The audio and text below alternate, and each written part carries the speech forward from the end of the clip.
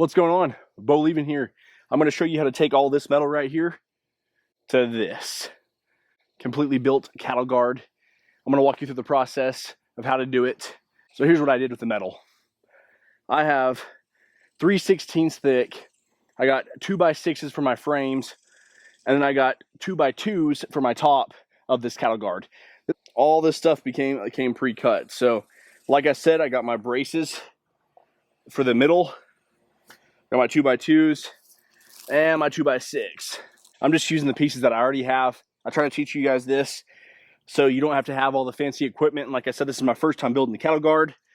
I just made sure to do it out of 3/16 so it's strong enough to do this, but I'm gonna finish putting my little braces together. I'm gonna make sure they're both squared and 90'd, and then I'll come back and I'm gonna clamp it all, and we're gonna get some tack welds going on this brace. So remember the tool that I showed you I bought from Harbor Freight with these little Pittsburgh 90-degree deals, and I'm still using them right now, even though there's not a miter on there.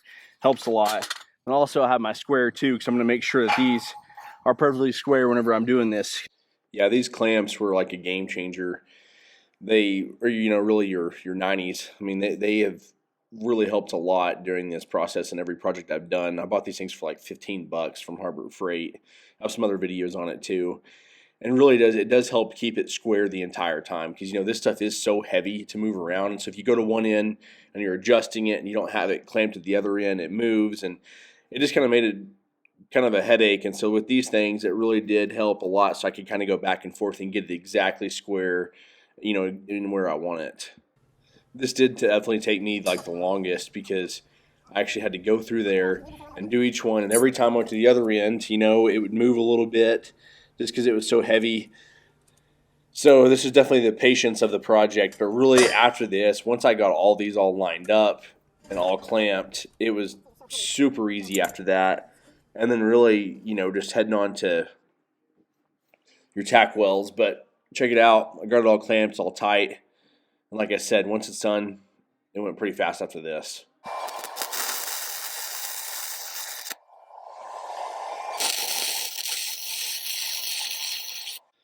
Now I'm just going around this whole thing. You can see I'm doing a tack at the top and then down at the bottom before I pull off my clamps. And you'll see too, the reason why I'm doing this all the way around is just because, when you're moving, you're going through it, you don't want it to bump or move, and you want to make sure this thing, like I said, stays square the whole time. And so I just went around and did this. It took a little bit of time, but that kind of got everything in place so I could remove my clamps and start the actual welding.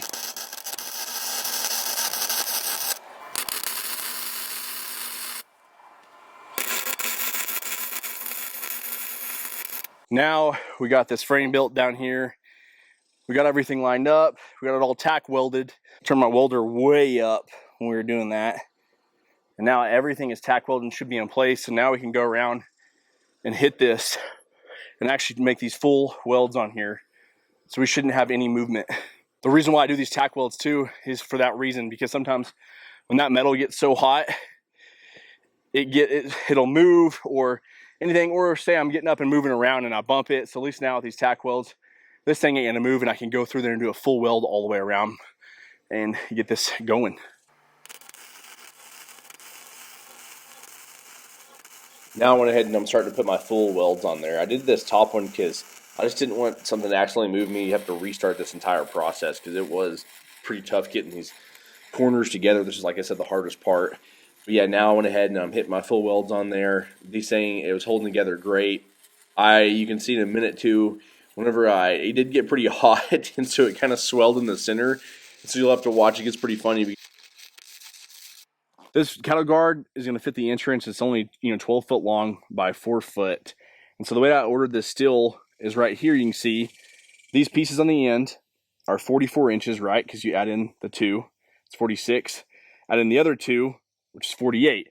So I had all those pre-cut right there at 44 inches. And now I'm going to do my bracing in between. So I'm going to measure this off. I'm going to go measure the width of my truck wheelbase. And I'm going to put a brace right there where a tire would go across, and then right there where a tire would go across, and obviously one in the center.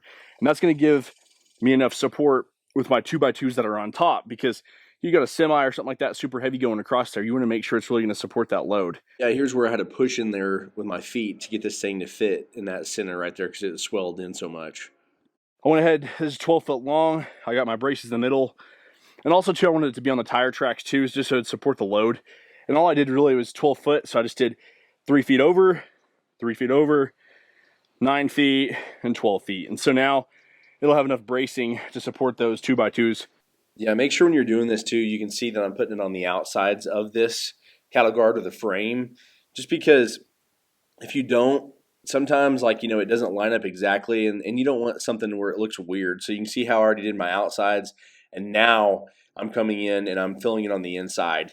And it took me a couple tries because I kept kind of messing up because I was doing it at 4 inches and it made it look weird at the end, had 2 inches left. And so just make sure when you're doing it, you kind of line it all out first and then mark your lines for it. Now we're going to go ahead and we're going to do the 2x2s. So these are 2x2, 12 foot long, already all pre-cut. If you come over here, you can see I got my 2x2s on the ends. Most everything online I'm seeing anywhere from like 4 inches to 6 inches. 6 inches is pretty big. It'd be kind of hard to walk across if we needed to walk across as a human. So I'm going to go ahead and I'm going to go with about 4 inches. I want to make sure that these all line up and every gap is the same. I want it to look super nice. Kind of hard to see my lines, but you can see I went ahead and just line up my ends. So I got all those welded.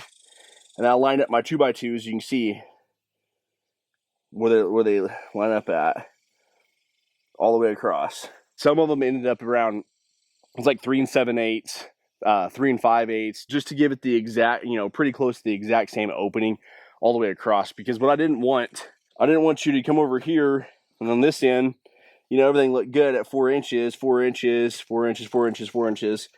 Get down to the end and there's like one right here. So that just looks cheesy and cheaply built.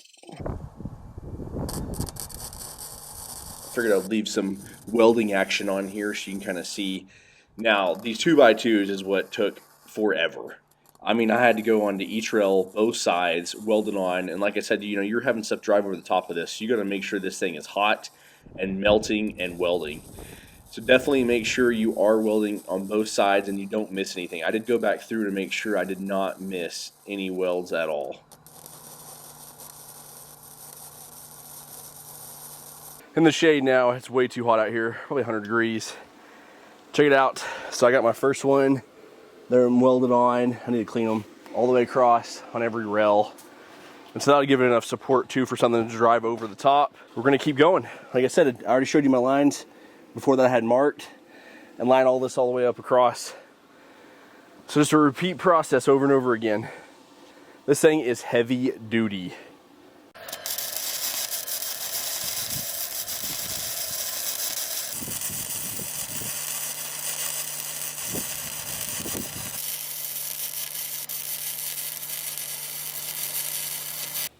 Well, we built it. Honestly, it wasn't too bad. It was just a lot of welding the whole time. Man, it was so cool. Like I said, I used my 2x6 rectangular tube for the bottom, for the supports. Used my 2x2 for the top. And you guys can do this yourself. This is 12 foot by 4 foot cattle guard. Now we got to see the moment of truth and see if it works when we drive through.